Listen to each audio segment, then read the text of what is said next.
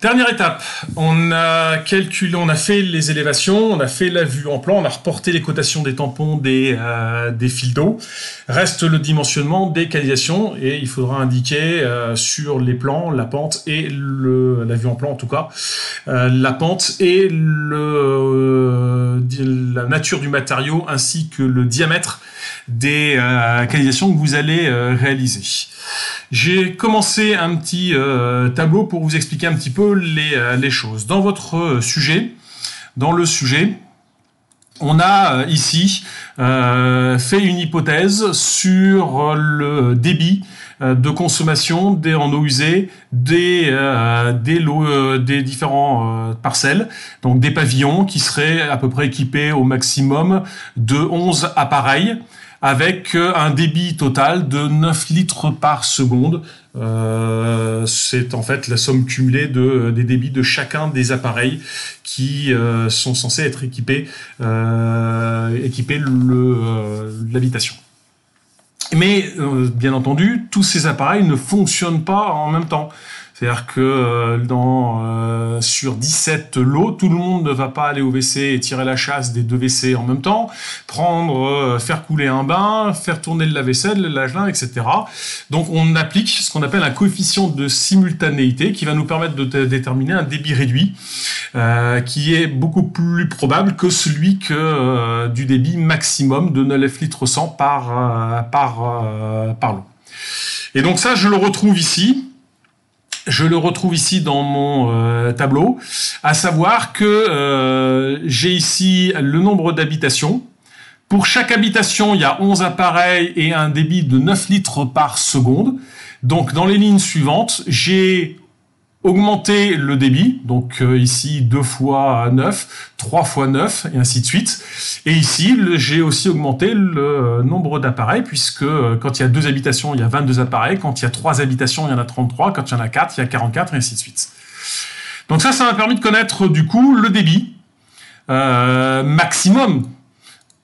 C'est-à-dire que dans notre cas à nous, comme on s'arrête ici, à 17 lotissements, on aurait jusqu'à 53 litres par seconde, sauf qu'on ne les aura jamais, ces 53 litres par seconde. Donc j'ai multiplié par ce débit par 0,8 divisé par la racine carrée du nombre d'équipements, ici pour 17, 187 moins 1, donc 186. Et ça me donne 8,97 litres de débit d'eau d'effluent dans la canalisation. Maintenant, on va aller regarder ce qui se passe dans le tableau de bassin, dans les abacs de bassin.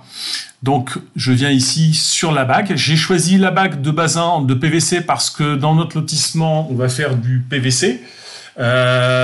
Si c'était du béton, comme la rugosité n'est pas la même, la vitesse des effluentes est un petit peu différente, donc par conséquent, il faut modifier aussi le diamètre.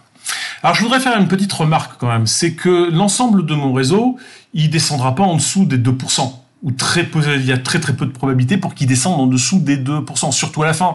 Vous voyez que vous avez quand même pas mal de pentes au niveau du terrain, donc ça veut dire que on va avoir une pente qui va être vraisemblablement au-delà de toute façon des 2%. Or, par ailleurs, vous avez un débit, un diamètre minimum qui est requis de 200 mm. De 200 mm. Donc là, ici, un fil 200 pour le diamètre extérieur. On a une épaisseur de 4 mm, ça nous donne notre diamètre intérieur. Et quand on croise la pente de 2%, c'est-à-dire 0,02 mètres par mètre, et le diamètre 200, on s'aperçoit ici qu'on peut aller jusqu'à 22,53 litres par seconde sans aucun souci. Or, nous, on n'a même pas 10 litres. En fait, c'est très rare que vous ayez besoin de dépasser le 200 mm pour les eaux usées. C'est pas le cas pour les eaux pluviales. Pour les eaux pluviales, le cumul devient assez vite important et on est obligé d'augmenter le diamètre au fur et à mesure. D'ailleurs, au passage, j'ai oublié de préciser une petite chose, c'est que je suis venu ici dans le premier tableau. Alors pourquoi je suis venu ici? Parce que le premier tableau correspond en fait aux eaux usées et aux eaux vannes seules, c'est-à-dire mon cas. Dans le deuxième tableau, vous avez les eaux usées, les eaux vannes et les eaux pluviales ou les eaux pluviales seules.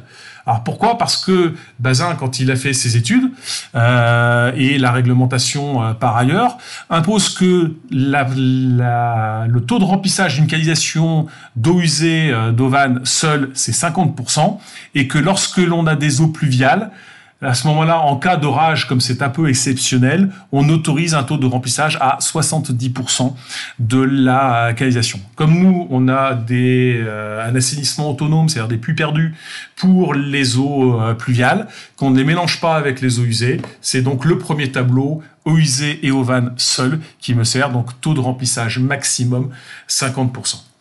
Donc finalement, quand on y réfléchit,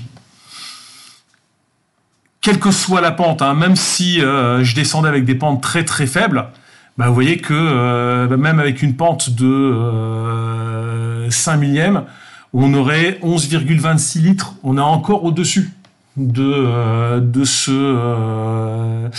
cette limite pour le Phi 200. Donc du coup, eh ben, c'est simple.